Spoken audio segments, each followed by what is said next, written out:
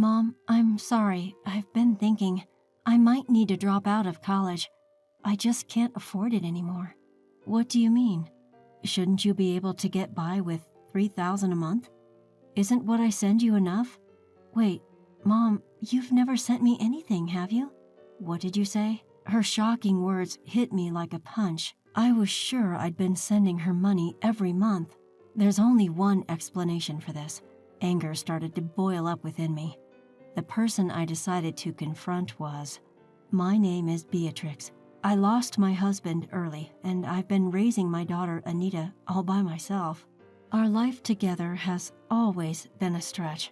I never had time or money to worry about my appearance. Did I look so miserable? Occasionally, my mother-in-law would look at me with disdain. Beatrix, can't you at least try to improve yourself a little? Your hair, your clothes, you look, well, a bit shabby. I'm sorry, I'll try to do better. It hurts to be criticized, but she was right. I had no choice but to accept her words. I've never let myself get angry or snap back at her. In the spring of a certain year, my daughter Anita was accepted to her dream college. It was a far commute from home, so she decided to live on her own. Anita, I'll do my best to send you money, so you have to do your best to study. Don't push yourself too hard. Remember, your health comes first. Mom, that's my line. I'll work part-time too. Don't worry about sending me money. Her thoughtful words filled my heart. Anita had grown up to be such a kind child, even though our life had been tough compared to her friends and other families. I wanted to support Anita and make her college life as fulfilling as possible. I didn't want her to have to worry about money. So I worked harder than ever before.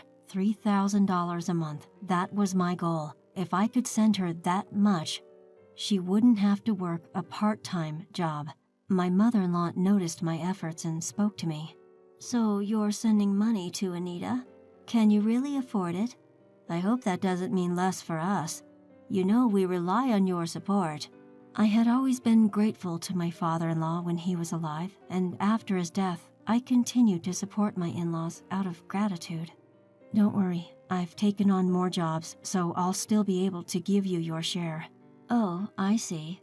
That's fine then. After losing my husband, my income was unstable, and I guess my mother-in-law was worried.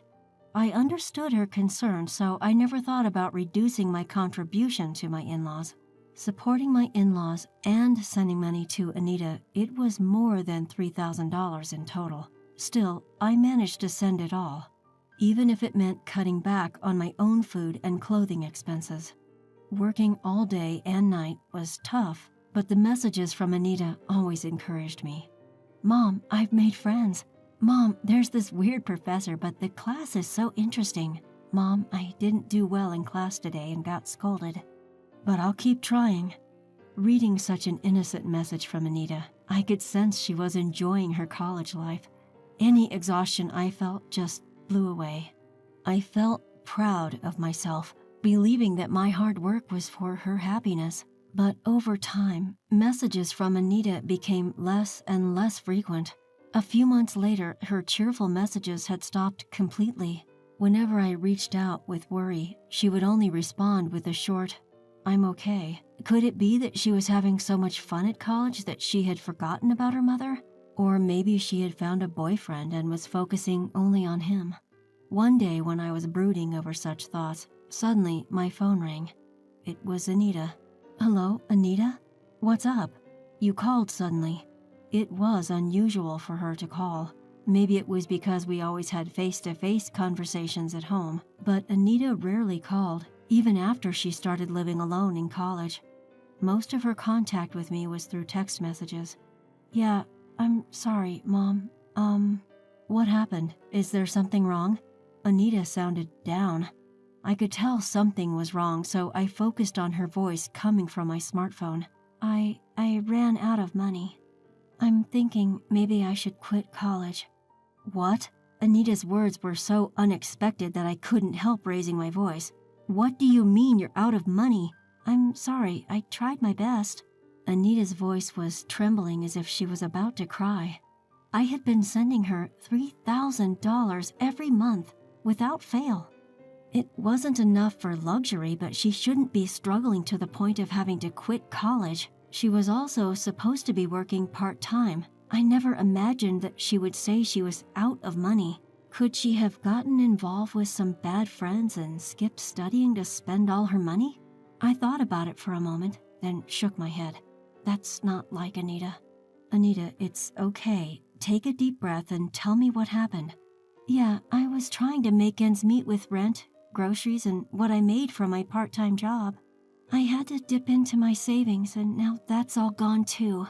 I'm sorry, Mom. I'm really sorry. Hold on a second. What about the money I send you every month? That should cover your rent and living expenses, right? No matter how I thought about it, the math didn't add up. If she was spending her salary and my remittances and even had to touch her savings, something was seriously wrong. But from her tone, she didn't seem to be lying. When I asked her, Anita seemed confused. But Mom, you never sent me any money, did you? What did you just say? Anita's words were so shocking that I found myself shouting again. That's impossible. I've been sending you $3,000 every month. Did you check properly? Are you sure there's no money in your account? There's nothing. I've been keeping a close eye on my banking card. If you'd sent me that much money, I definitely would have noticed. The shock hit me like a punch to the head, making me feel dizzy. It was clear that Anita hadn't been receiving the money, and it was causing her a lot of trouble. You don't need to drop out of college. I'll send the money right away, so don't worry. Do you have something to eat today? Are you okay? You're not getting sick, are you? I'm fine. I switched to a job where I get meals, and my friends have been worried about me. They've been sharing some food with me. That's great. You have good friends. We need to thank them next time. But, Mom, you're already having a hard time. I don't want you to struggle anymore because of me. So, that's why you didn't tell me until the situation got this critical. Thank you, but listen, for me, seeing you in such a difficult situation is much worse, so please, leave the rest to me. With that, Anita finally let out her emotions and started crying. I wondered when was the last time I heard her cry like this. After comforting Anita and hanging up the phone, I immediately took action. Driven by a growing anger, I decided to confront my mother-in-law, who lived nearby. Oh my, what's the matter, Beatrix? Showing up without a call? How rude. Never mind that. What have you been doing with the money I've been giving you each month? What? That money, of course, is for living expenses. As soon as I mentioned the money, I noticed my mother-in-law's face twitched for a moment. I'm talking about the money for Anita. I was giving that to you too, right? The remittance to Anita was not directly transferred by me into her account. I've been handing it directly to my mother-in-law who lives nearby, who offered to make the transfer herself when she learned it was for Anita. So I have been giving her an additional $3,000 for Anita's remittance. I would have declined if it was only about transferring the money, but there was a reason I didn't. That's because she said, I want to contribute to my granddaughter too. That's what you said, right? I trusted you and gave you the money, but what do you mean you didn't transfer it? My mother-in-law had convinced me with that. Even though she was getting money from me, I thought it was her kindness toward Anita and trusted her. What are you talking about? I've been transferring money to Anita's account every month. Yes, I have. Please stop lying so blatantly. Anita has told me that she never received any transfers. Oh my, for her to lie like that. What kind of child is she? Beatrix, maybe it's your parenting that's the problem. Excuse me? Hearing my own daughter being called a liar made me feel a rush of blood to my head. But if I lost my temper and forgot myself here, it would play right into her hands.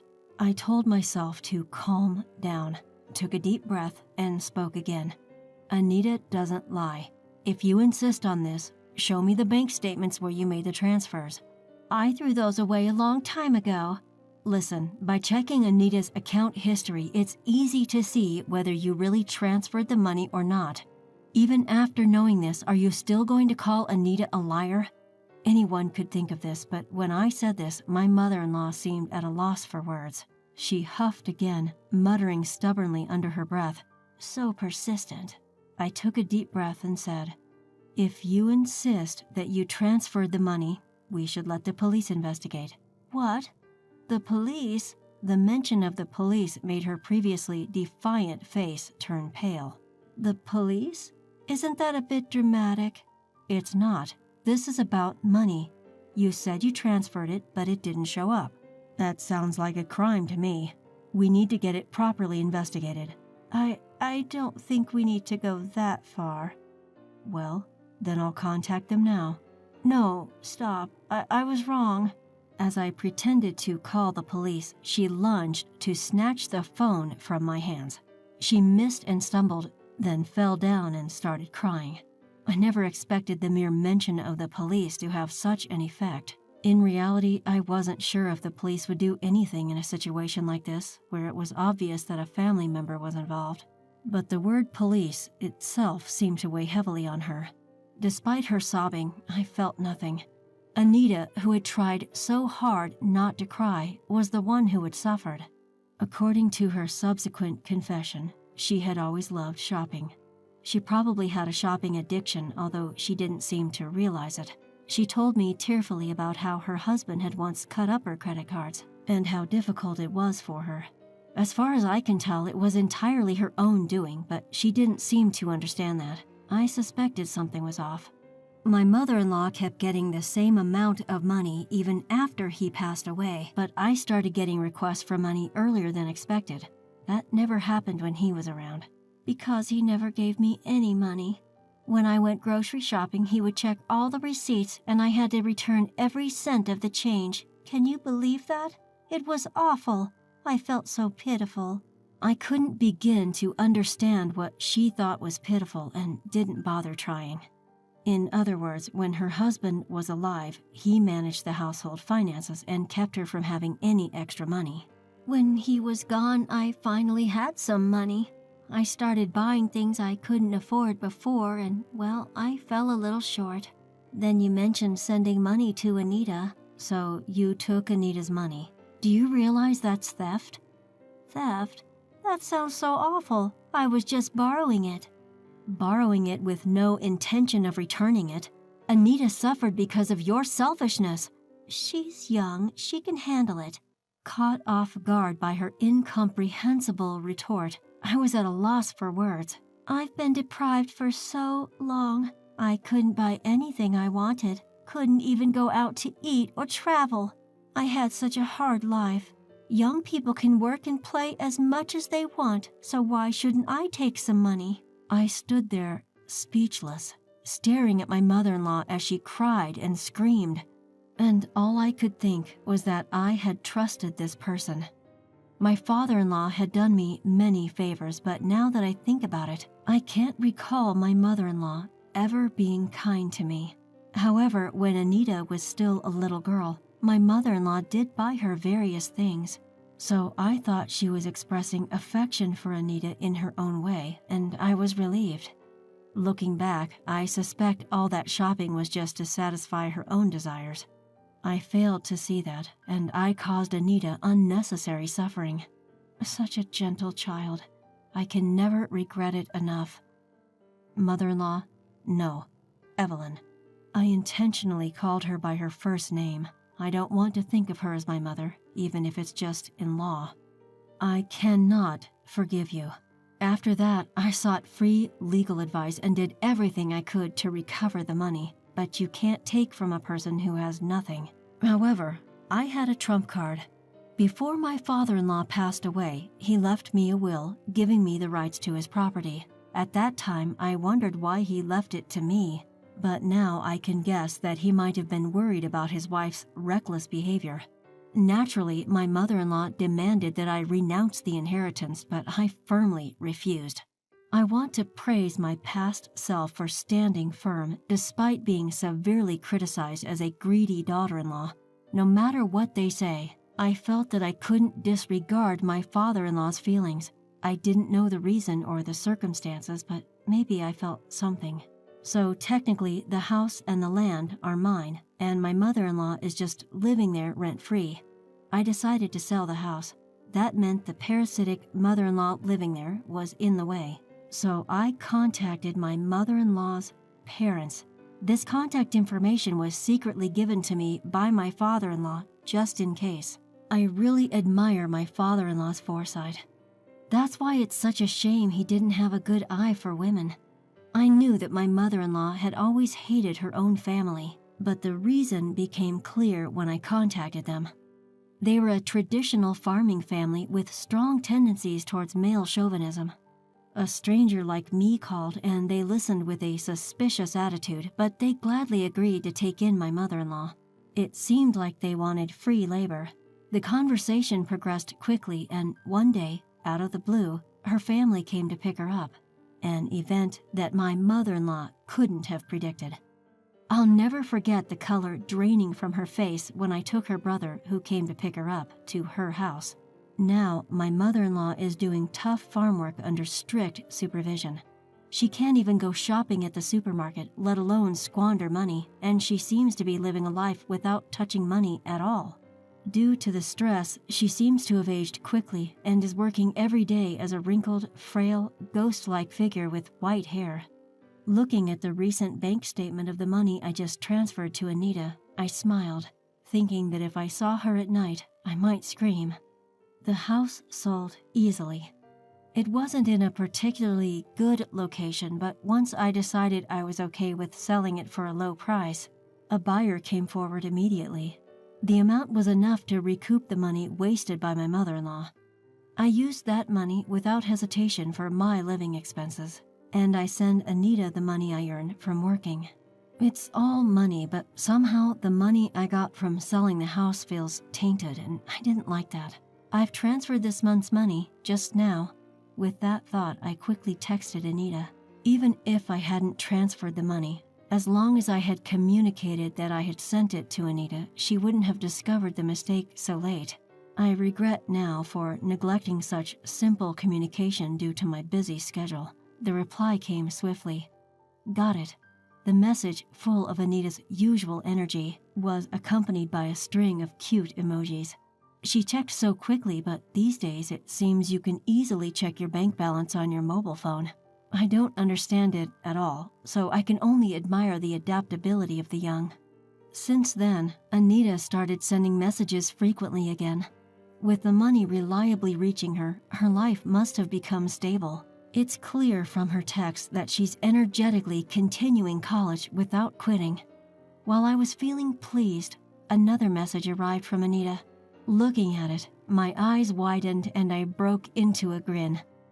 Mom, there's someone I want you to meet. I didn't expect this day to come. It was all worth it. I can't sit around. I need to prepare something good. I changed my plan and headed to a high-end supermarket I don't usually go to. Since I no longer have to send money to my mother-in-law, there's a bit more wiggle room in my life. I've even been able to quit a few of the jobs I was juggling. I wonder what kind of food my daughter's partner likes. With a bit of premature speculation, I laughed. In the near future, I plan to invite the fresh-faced couple to our home and treat them with the best hospitality I can muster.